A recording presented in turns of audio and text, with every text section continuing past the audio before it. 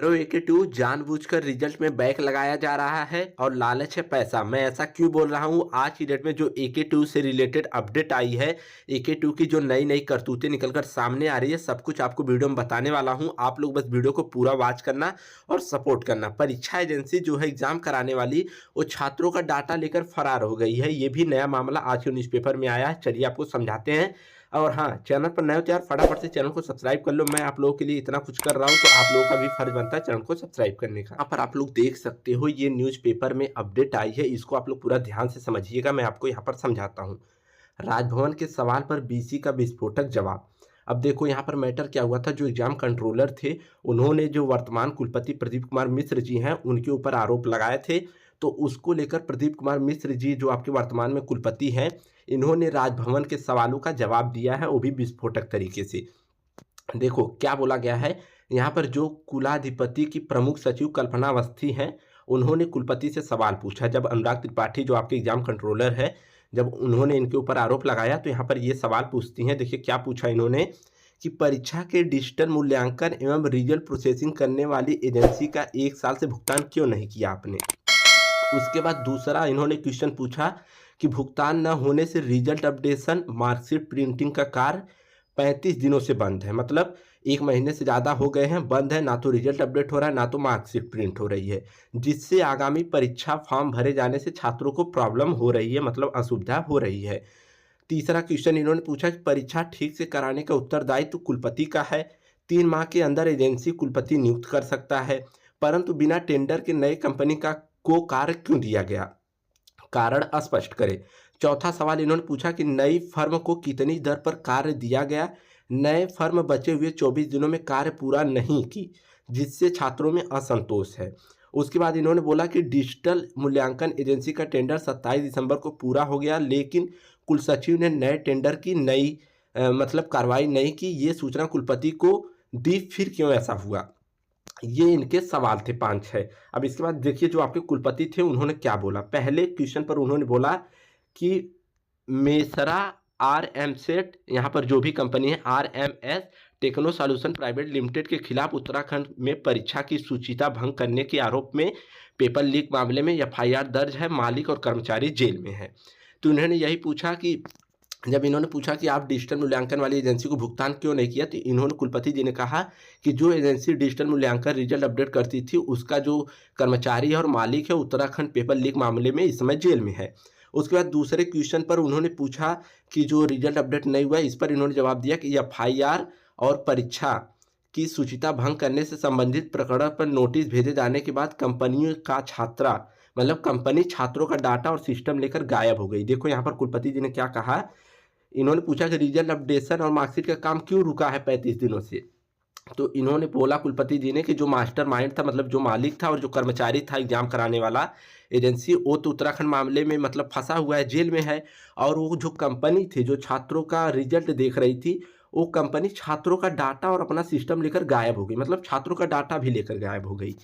मूलभूत डाटा उपलब्ध कराने पर ही भुगतान किया जाएगा। तो कुलपति जी ने बोला कि वो एजेंसी अगर छात्रों का डाटा पूरा प्रोवाइड करती, तभी हम उसको भुगतान करेंगे। वो जो छात्रों का डाटा था कंपनी के पास, रिजल्ट का लेकर जो भी छात्रों का डाटा था AQ2 का, वो कंपनी लेकर फरार हो गई।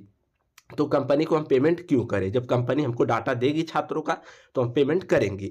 तो यही सब मैटर चल रहा है। वो डाटा लेके फरार हो गई होगी, फिर से डाटा अपडेट करने, रिजल्ट अपडेट करने और डिग्री अपडेट करने, मतलब सारी चीज़ें AQ2 में फिर से नए तरीके से हो रही। इस वजह से सभी चीज़ों में डिले आपको देखने को मिला।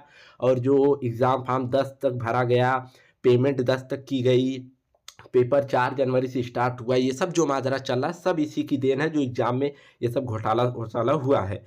परीक्षा कार्यों की शुचिता के लिए नियमों के मुताबिक डिप्टी रजिस्ट्रार RK सिंह ने 5 सरकारी कंपनियों को उत्तरदायित्व दिया था।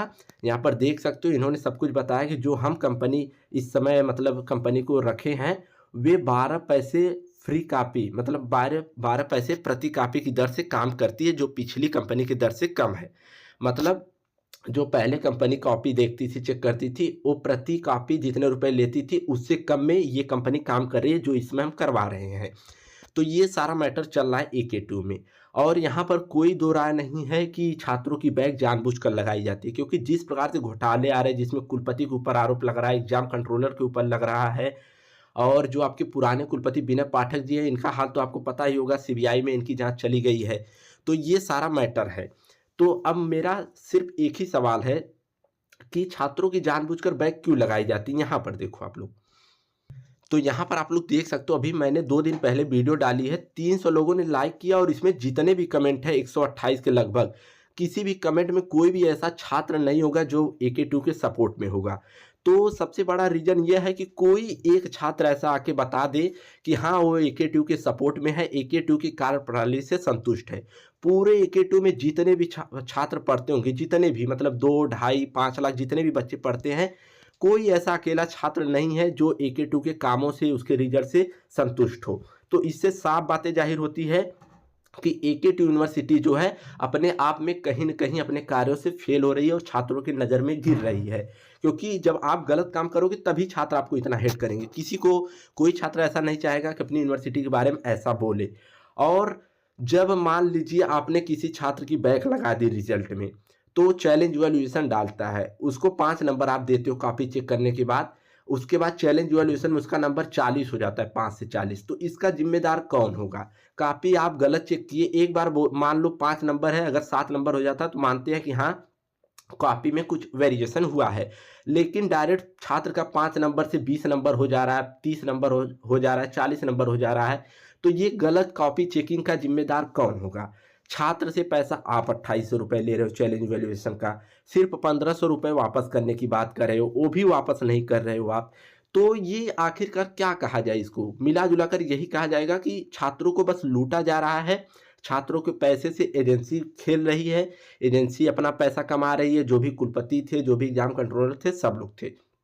एक बार हम लोग ये भी एग्री करते हैं कि हाँ भाई, आप कमाई करो, कुछ भी करो, उससे हम लोगों को फ़र्क नहीं पड़ता। आप 2000 करोड़ का घोटाला करो गवर्नमेंट के साथ, 4000 करोड़ लेके भाग जाओ, उससे हमें कोई फ़र्क नहीं पड़ता।